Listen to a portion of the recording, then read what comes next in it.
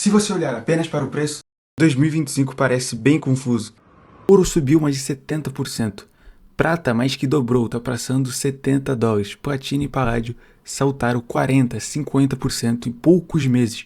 Terras raras viraram arma geopolítica, com o mercado crescendo perto de 9% ao ano. Enquanto isso, a Bitcoin oscilou em torno de $87 mil, sem breakout, sem euforia. À primeira vista, isso parece contraditório, mas preços nunca contam a história inteira. Quando você olha para os fluxos, para a geopolítica real, para o comportamento dos bancos centrais e para a corrida silenciosa por recursos estratégicos, 2025 começa a fazer muito sentido. Estamos falando de coisas como bancos centrais comprando mais de 1.000 toneladas de ouro em um único ano, ou blocos como os BRICS testando uma moeda prototipo com cerca de 40% de lastro em ouro. Isso não é especulação, isso é reposicionamento estrutural de capital. Antes de falar de ouro, prata ou Bitcoin, você precisa entender o pano de fundo de 2025. O mercado começou a precificar 3 forças ao mesmo tempo. E quando essas 3 forças se alinham, o dinheiro se move. Primeiro, risco geopolítico real, não manchete, não Twitter, mas conflito entre blocos, sanções prolongadas e fragmentação do sistema global. Pense nos BRICS se expandindo, incorporando países como Egito e Irã. Hoje, esses blocos já representam cerca de 46% da população mundial e quase 40% da produção de petróleo. Ou pense na dedolarização silenciosa. Comércio entre Rússia e China já sendo feito quase integralmente em moedas locais. Isso muda completamente a lógica de reservas, comércio e proteção de valor. Segunda, fragilidade fiscal, dívidas públicas em níveis historicamente insustentáveis. Só nos Estados Unidos a dívida federal ultrapassou $38 bilhões. Isso dá mais de $112 mil por cidadão. Os juros pagos por essa dívida já se aproxima de 1 trilhão por ano, mais do que o orçamento de defesa, e as projeções falam em mais de 13 trilhões em juros acumulados até 2035.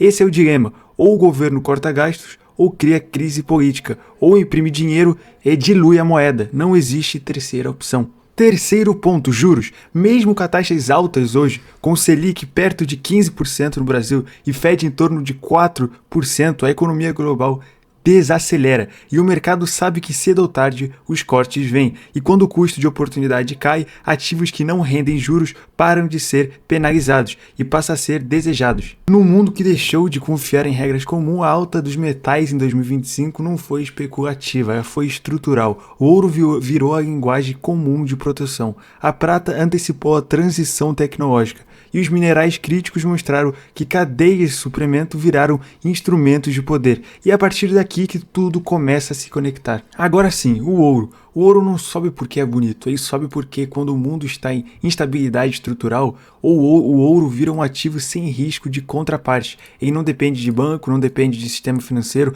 não depende de confiança em outro governo, e em 2025 isso ficou claro. Bancos centrais compraram mais de 1.000 toneladas de ouro no ano. Só em outubro, mais de 50 toneladas. China, Rússia, Polônia, Índia, mas principalmente países que entenderam uma coisa simples: reservas em moeda estrangeira podem ser congeladas. O episódio de 2022 com sanções e congelamentos de ativos soberanos mudou definitivamente a psicologia dos estados. Ouro voltou a ser tratado não como investimento, mas como seguro político. Paralelo histórico rápido: depois do fim do padrão ouro em 1971, o metal subiu mais de 2.000% na década seguinte. Hoje o contexto é diferente, mas a lógica é parecida. Crise de confiança no sistema monetário, por isso a alta de 2025 não foi exagero, ela foi reposicionamento. Agora a prata. A prata é o metal mais mal compreendido do mercado, porque ele vive em 2 mundos ao mesmo tempo: metade proteção, metade indústria. Em 2025 isso ficou bem explícito.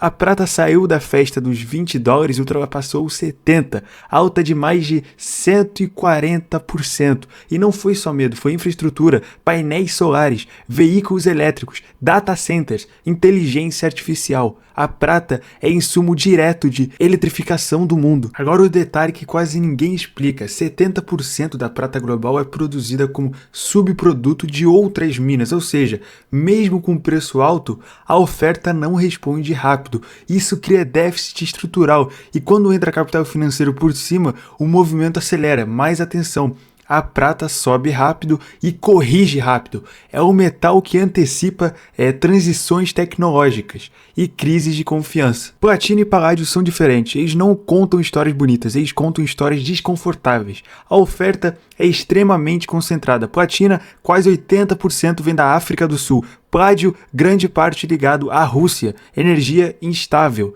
Risco trabalhista, sanções. Agora junta tudo isso com demanda industrial, catalisadores automotivos, processos químicos e, no caso da platina, rotas energéticas ligado ao hidrogênio. Quando o supply é pequeno e o mundo entra em modo defensivo, o preço não negocia, ele salta. Esses metais dispõem uma verdade incomoda. O mundo moderno depende de cadeias frágeis. Agora vem o bloco que quase ninguém explica: terras raras e minerais críticos. Eles não são raros porque não existem, são raros porque processar é ultra mega difícil e o processamento é concentrado. Ímãs permanentes, defesa, robótica, energia. O gargalo não é a mina, é o refino. Hoje a China domina entre 80% e 90% do refino global de terras raras. E quando países entendem isso, o mercado deixa de operar por preço e passa a operar por segurança nacional. Isso gera estoques estratégicos, gera investimentos forçados e gera choques de preço quando a política muda. Essa é a verdadeira Guerra Fria do século XXI, industrial, silenciosa e decisiva. Agora Bitcoin, sem torcida, sem ideologia, no curto prazo, a Bitcoin ainda se comporta como um ativo de risco. E uma recessão macro real, com squeeze de liquidez, desalavancagem forçada, o Bitcoin poderia cair 70% até 80%, não por falha, mas por liquidez. Essa seria a primeira grande recessão que a Bitcoin enfrentaria de verdade. E isso é um teste de maturidade. No longo prazo a equação muda. Com ETFs, com institucionais, com menos alavancagem, o Bitcoin tende a migrar de ser um ativo especulativo a reserva digital portátil, escassa e auditável. Global. Metais protegem no cheque imediato. Bitcoin protege quando a pergunta vira outra: em que dinheiro eu confio no longo prazo? Essa visão não surge do nada. Ela aparece em leituras diferentes vindas de analistas com perfis muito distintos. Max Keiser representa a visão mais radical. Para ele, crises globais, colapso do fiat, hiperinflação, dedolarização e guerras são sintomas diretos de um sistema baseado em dinheiro infinito. Nessa leitura, o Bitcoin surge como o dinheiro perfeito, portátil, não confiscável, escasso, e crises funcionam como acelerador de adoção. E ele vai além.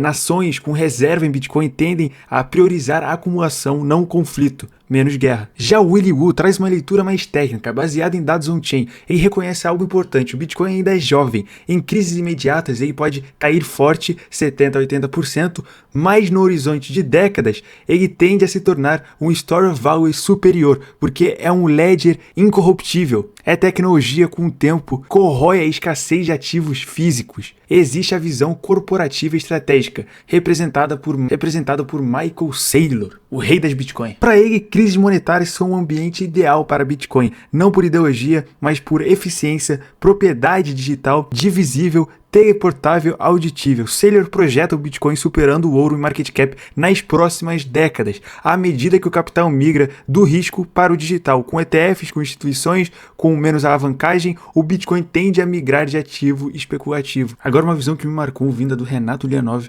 uma análise afiada sobre por que os mercados estão se movendo assim. Segundo ele, quando metais como prata triplicam de valor em menos de 10 meses e ouro sobe 80% em um ano, isso grita uma coisa: os bancos centrais não confiam mais uns nos outros. Eles estão se protegendo de divisas fiat soberanas, moedas impressas sem freio e inundando o sistema com liquidez barata. Primeiro, o grande capital soberano se abriga em metais duros como ouro e prata para redear contra debasement e instabilidade, mas depois disso o fluxo transborda para corporações sólidas, aquelas com fluxo de caixa forte e alta geração de receita. Olha só, o S&P 500 bateu recordes na véspera do Natal e a Nasdaq está colando em máximas históricas. O dinheiro está gritando: eu não tenho mais para onde me esconder. A próxima etapa, transbordar para ativos de alta convexividade, aqueles com upside assimétrico como Bitcoin, altcoins e afins. Essa é a visão do Renato Lianov, segundo o rei da Bitcoin.